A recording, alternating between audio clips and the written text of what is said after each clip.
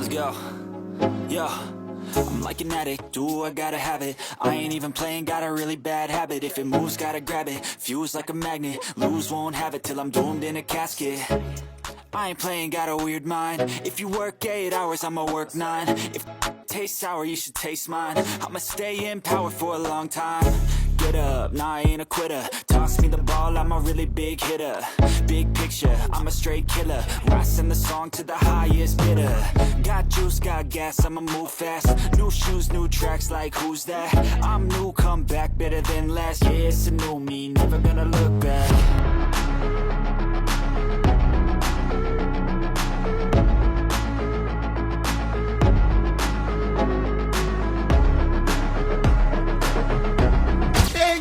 Anthony Joshua may have just made the most unexpected move of his entire comeback. And almost nobody is talking about why it matters. Everyone expected AJ to disappear into another ordinary training camp, hit the pads, lift some weights, post a few motivational clips, and call it preparation. Instead, reports and interviews suggest he chose something completely different. You just need to have a clear mind and be optimistic and run towards challenges every day. And that's how I'm able to get through, is just the perspective I have on what suffering looks like. There's a certain standard that one has to have if they want to achieve certain things. I am working past effort, measures that I set out for myself. Yes, it's tough. Yes, I'm tired. Yes, my body does feel it. As much as I want to win, when I see someone around me that wants to win just as much as me, it gives me motivation. I'm the one on the battlefield and I'll go out and conquer, so I can bring half this back to my team. When I'm not here with you, when I'm like Miami Beach, we drink. You like coconut? Yes, you like. We drink cold coconut with ice and music, reggae. Yeah. Long step. Long, yeah. He stepped into Oleksandr Usyk's world. Now think about that for a second. This is the very man who handed Joshua 2 of the toughest defeats of his career.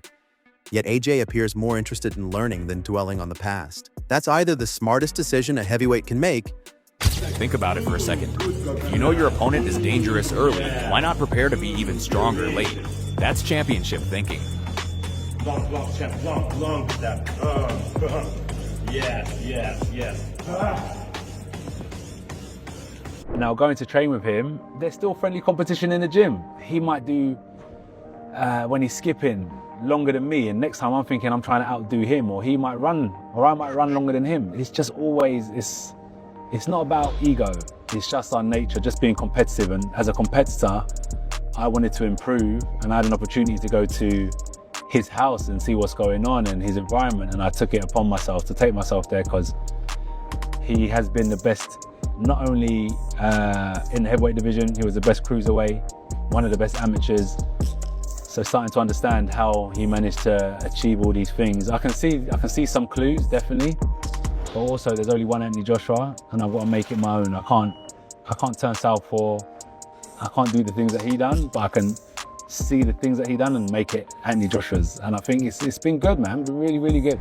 Joshua understands that the deeper a fight goes, the more conditioning starts deciding everything. Or the biggest gamble of his comeback. And before you say this is just another training story, wait until you hear how every piece starts connecting. Because the internet wasn't just reacting to Joshua training harder. It started asking whether this version of AJ is quietly rebuilding himself while everyone else is distracted by bigger headlines. Fans were busy talking about Tyson Fury. Fans were debating Daniel Dubois. Fans were arguing about the next heavyweight king.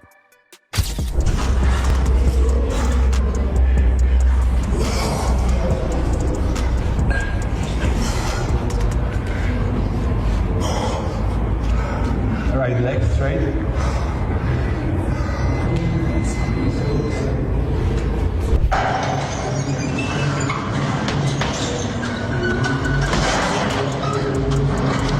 Come on in.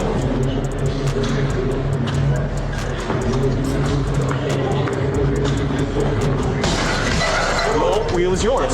Is another AJ little. You strong, you big AJ, but you have another small AJ who, hey brother, please stop. Is another Sasha say me too. Hey Sasha, stop. I said, hey, get out. I don't know who are you. Only here, run, training. Meanwhile, Joshua was reportedly focused on something much less glamorous but potentially far more important: conditioning, discipline, and mentality. Strange timing, or perfect timing. That's where the conversation suddenly changes. According to Joshua himself, visiting Usyk's environment wasn't about copying another fighter. Knockout. Do the rest. Do the work in here, leave the rest of the universe. It's gonna be a fight, bro. Like, two big, strong heavyweights going at it, and I believe there will be a knockout, and it has to come from my side. It has to. I need to win. It's my. It's what I've been praying for, and I believe what you asked, you shall be given. It was about understanding what separates great champions from everyone else. And honestly, that's a completely different mindset from chasing highlight reel knockouts.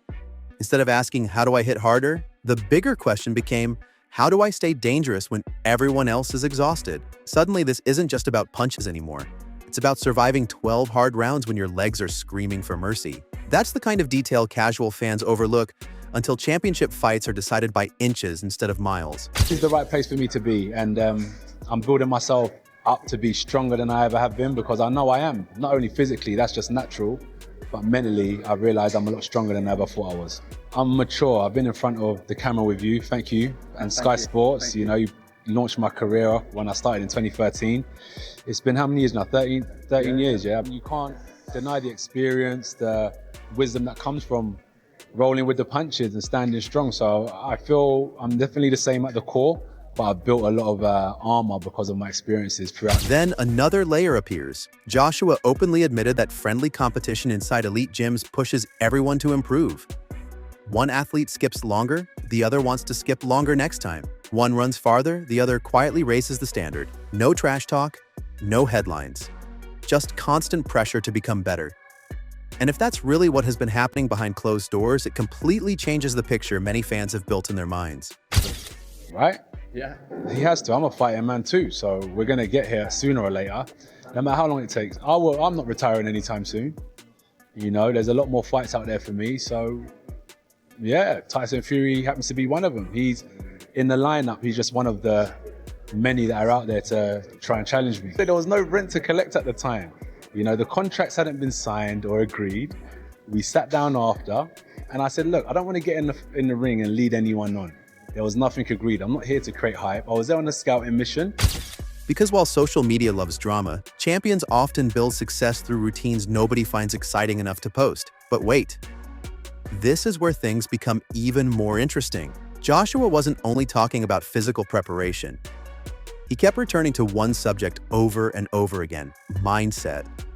He spoke about becoming mentally stronger after years of victories, setbacks, criticism, expectations, and constant public attention. That's a different Anthony Joshua than the one many people remember from years ago. Experience has a funny way of changing athletes. As I saw, then there was all this saga after. I didn't think it was the right thing to do. But now I'm happily talking to you about it. If Tyson Fury was here with you now, I would do a face-off because there's reason.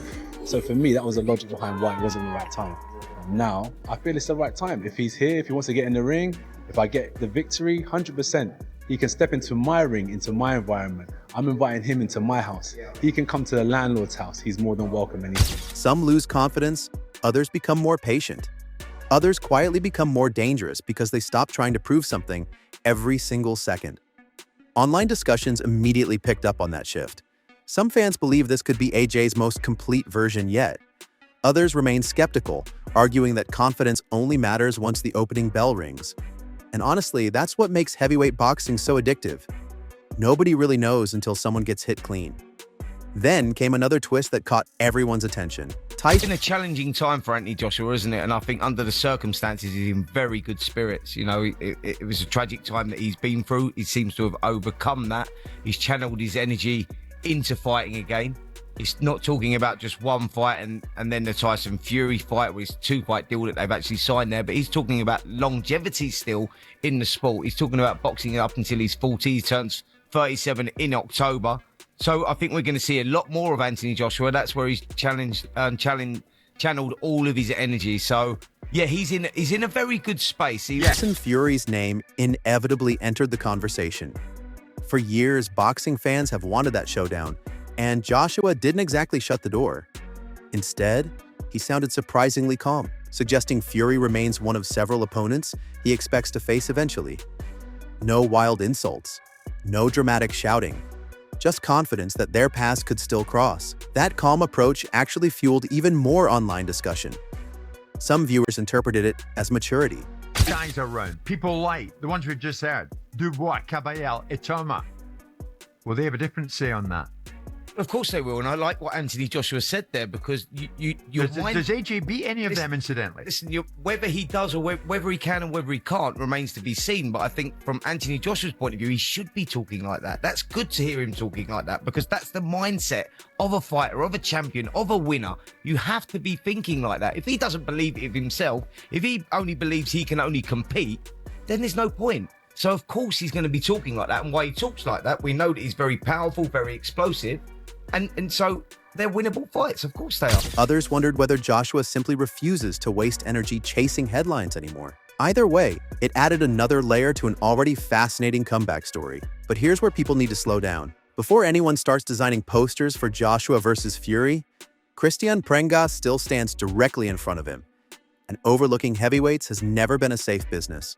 One punch can erase months of planning. One mistake can rewrite an entire career.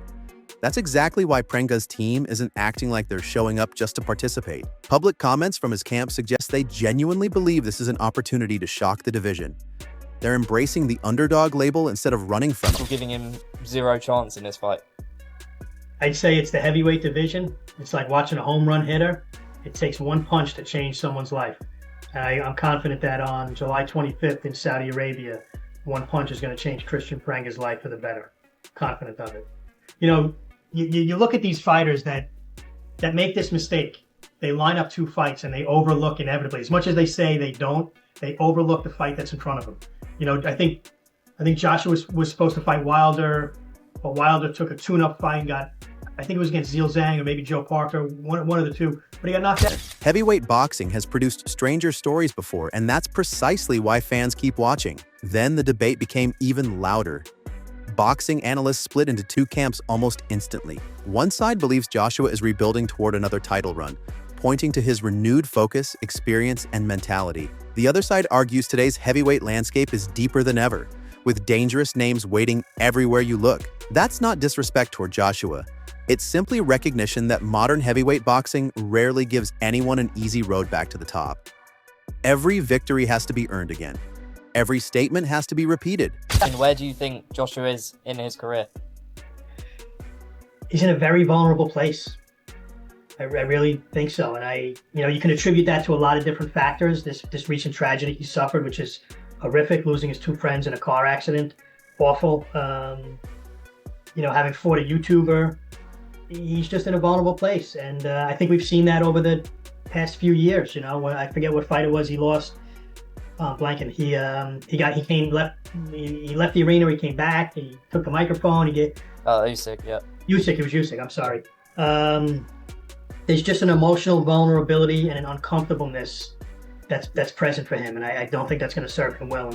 Every comeback has to survive another test, and maybe that's exactly what makes this version of Joshua more intriguing than previous ones. He's no longer trying to convince everyone with words alone.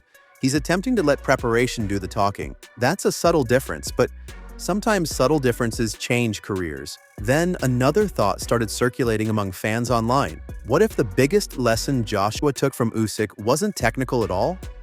What if it was consistency?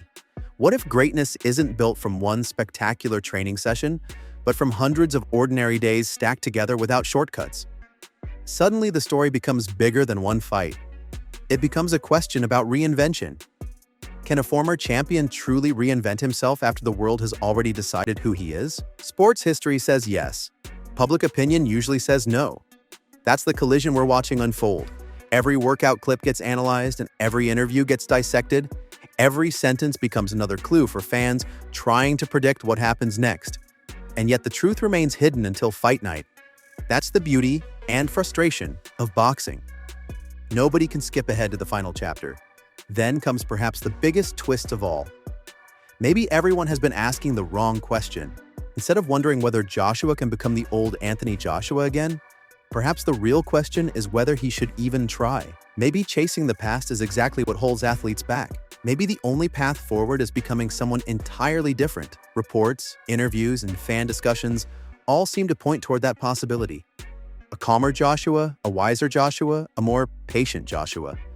A fighter focused less on proving doubters wrong and more on proving himself right. If that's true, then this comeback isn't about revenge. It isn't about headlines. It isn't even about Tyson Fury, at least not yet.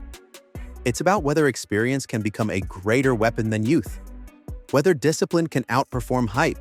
Whether rebuilding quietly can create louder results than making noise every week. And if that happens, the heavyweight division could suddenly look very different. Or maybe Prenga shocks everyone and tears the entire script apart in one unforgettable night. That's heavyweight boxing for you. Every prediction looks brilliant, until it doesn't. Every favorite seems unbeatable, until someone changes the story with one clean punch. So here's the question nobody can answer yet. Is Anthony Joshua quietly putting together the smartest comeback of his career? Or are fans reading far too much into one training camp? Let me know what you think, because this story feels like it's only getting started.